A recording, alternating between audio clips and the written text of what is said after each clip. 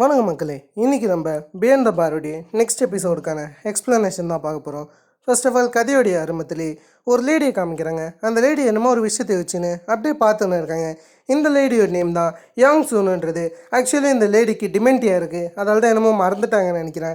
அதை பற்றி யோசிச்சுன்னு இருக்கும்போது எவனோ ஒரு பையன் வந்துன்னு இருக்கான். அந்த சமயத்தில் அந்த பையனை எவனோ ஒருத்தவன் ஏற்றிட்டான். ஏற்றுறது மட்டும் இல்லாமல் அந்த ஆள் வெளியே வந்து ஃபோனில் என்னமோ ஒன்று நோண்டிட்டு அந்த இடத்த விட்டு போக, சரி யாங் சூனோ அவனுடைய நம்பர் பிளேட்டை நோட்டீஸ் பண்ணு, அது ஒன்றுத்தில் எழுதிட்டு அப்படியே ஃபோனை வந்து தரேன். ஆக்சுவலி ஃபோன் டேபிள் தான் இருக்குது. டேபிளில் வச்சதே இவங்க மறந்துட்டு ஸ்ட்ரைட்டாக வெளியே போகிறாங்க.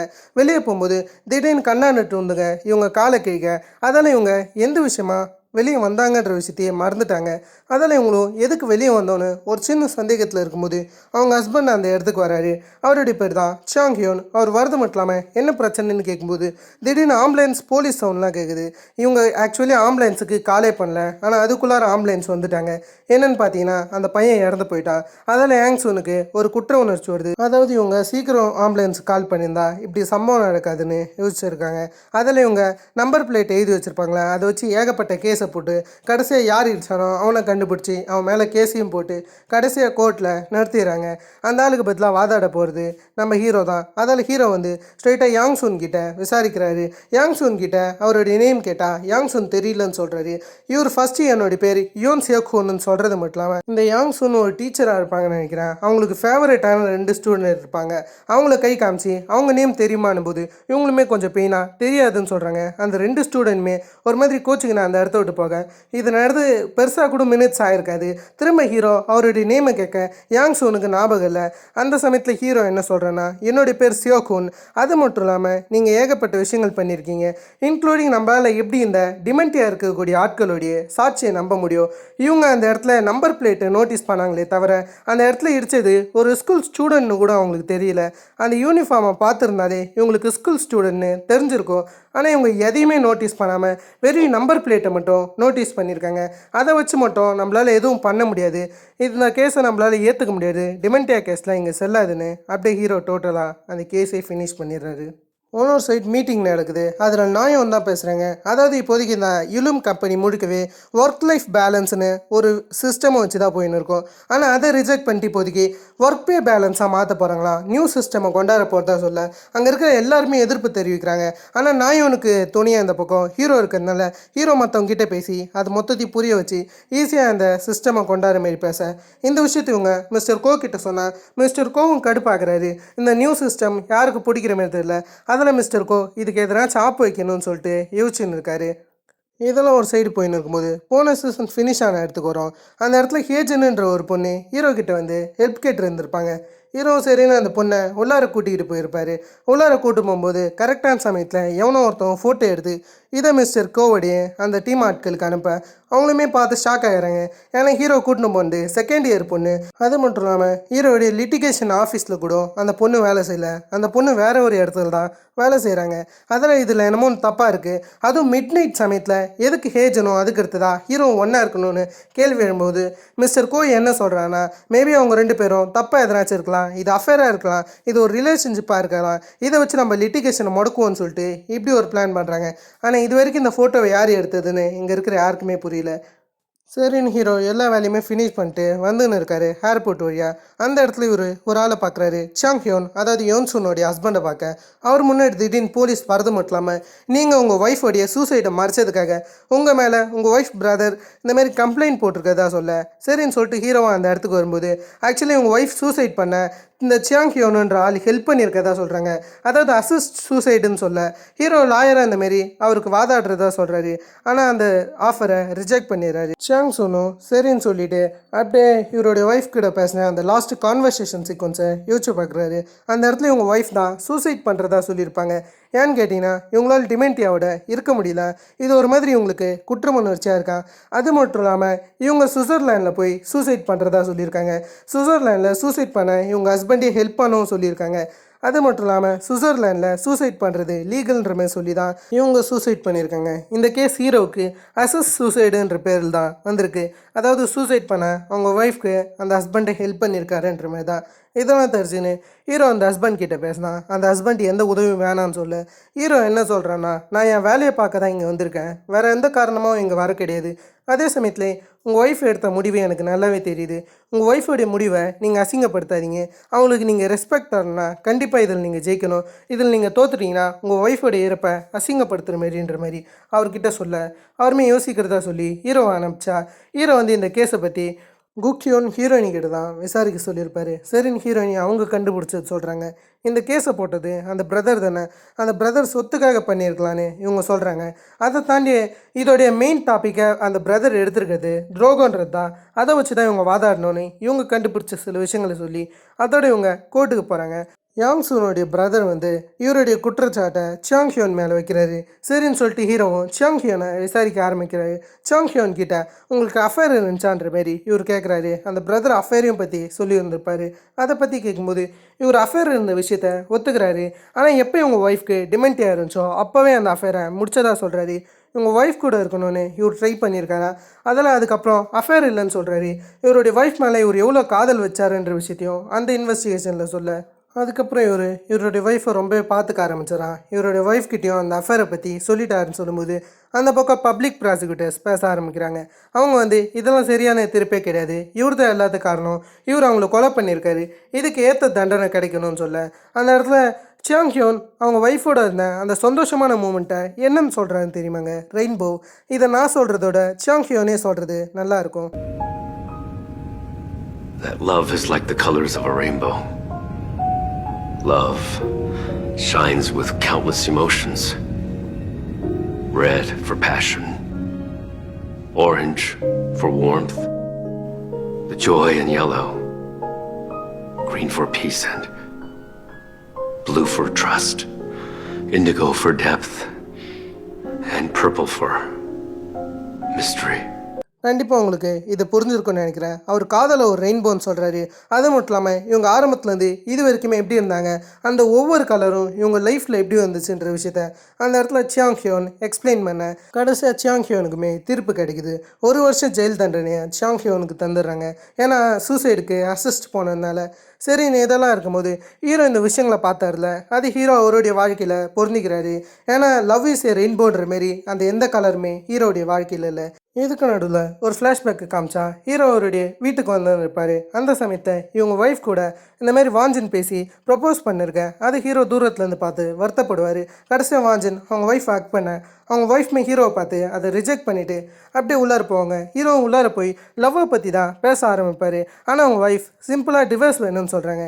என்னால் இதுக்கப்புறம் எதுவும் பண்ண முடியல, ஏன்னா நம்ம 2 பேருக்குள்ளார ரிலேஷன்ஷிப் சுத்தமாக இருக்க கிடையாது, நானும் மற்றவங்கள மாரி இருக்கணும்னு நினைக்கிறேன், நம்ம 2 பேருமே வேலை விஷயமா புரிஞ்சு போயிடும், இது வரைக்கும் எனக்கு தேவையான விஷயங்களை நீங்கள் தரல, ஒரு பெண்ணுக்கு சராசரியாக தேவையான ஒரு விஷயம் உங்ககிட்ட இருந்து கிடைக்க கிடையாது. நான் ஆரம்பத்தில் ஒரு பையனை பார்த்தேனே, அந்த பையன் கூட ப்ரப்போஸ் பண்ணா, ஹக் பண்ணானே, அவங்ககிட்ட ஏற்பட்ட லவ் ஃபீல் கூட உங்ககிட்ட வரலன்ற மாரி ஹீரோ திட்டி இருந்திருப்பாங்க. அது ஹீரோவுக்கு ஞாபகம் வந்து ஹீரோ அவரோட ஒய்ஃப்க்கு கால் பண்ணி கூப்பிட, அவங்க ஒய்ஃப்மே திடீர்னு எதுக்கு நீ என்ன கூட்ட, நீ இது வரைக்கும் என்ன கூட்டதே கிடையாது டிவோர்ஸ்க்கு அப்புறம்னு கேட்கும்போது அந்த இடத்துல ஹீரோ, நான் இன்றைக்கி ஒரு கேஸ் அட்டன் பண்ணேன், அதில் என்ன சொன்னாங்கன்னா லவ் இஸ் ஏ ரெயின்போன்னு சொன்னாங்க. அது இப்போ தான் எனக்கு புரியுது, நான் இப்போ தான் உன்னுடைய முடிவை ரொம்ப ரெஸ்பெக்ட் பண்ணுறன்ற மாரி சொல்ல, அவங்க ஒய்ஃப்மே என்ன சொல்கிறாங்கன்னா, எனக்கு நல்லாவே புரியுது நீ எவ்வளோ கவலைப்படுறேன்னு, ஆனால் எனக்கு இதான் தேவை, நான் உன் கூட இவ்வளோ நாள் இருந்தேன், ஆனால் இது வரைக்குமே எதுவும் நடக்கலை, வாஞ்சிட்டும் கூட நான் இருக்கும்போது தான் எல்லாத்தையும் ஃபீல் பண்ணேன், அவன்கிட்ட இருந்து தான் எனக்கு காதல் கிடச்சி, அவன் தான் எனக்கு ஏற்றவன், உனக்கும் ஏற்ற மாரி ஒரு பொண்ணு கிடைப்பான்ற மாரி அந்த இடத்துல யோனா சொல்ல, அந்த இடத்துல ஹீரோ என்ன சொல்கிறேன்னா, எனக்கு நல்லா புரியுது, நான் காதலை யார்கிட்ட இருந்து ஃபீல் பண்ணேன்னா ஹஷ்கிட்ட இருந்து.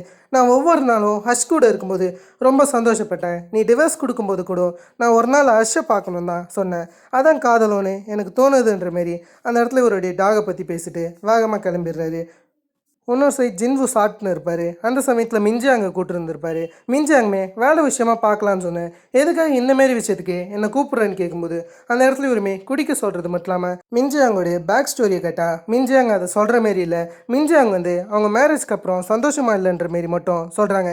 அதுக்கப்புறம் அவங்க டிவோர்ஸ் பண்ணதுக்கப்புறம் தான் அவங்க அனுபவிக்காத சில விஷயங்களை அனுபவிச்சதான்னு சொல்ல, ஜின்வுக்கு சில விஷயங்கள் ஞாபகம் இவங்க அம்யூஸ்மெண்ட் பார்க்குக்கு போகும்போது முதல் தடவை போகிற மாரி ஒரு குழந்தை புள்ளியாட்டம் நடந்து இருந்திருப்பாங்க.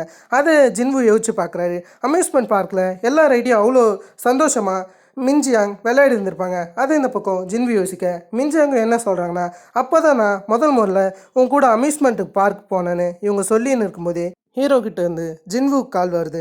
ஹீரோ ஜின்வுவை குடிக்க தான் கூட்டிருந்திருப்பாரு. மிஞ்சாங்க இருந்ததுனால மிஞ்சாங்க கூட்டின்னு போக அந்த இடத்துல ஜின்வு, நீங்கள் 2 பேர் இப்போ தானே ஃபஸ்ட்டு ஒன்றா உட்காந்து குடிக்கிறீங்க, இதுக்கு முன்னாடி லாஸ்க்குள்ளே குடிச்சிருக்கீங்களான்னு கேட்க அந்த இடத்துல இவங்களுமே இல்லைன்னு சொல்கிறது மட்டும் இல்லாமல் ஹீரோ தான் இவங்களுக்கு வாழ்க்கை தந்ததாக சொல்கிறாங்க.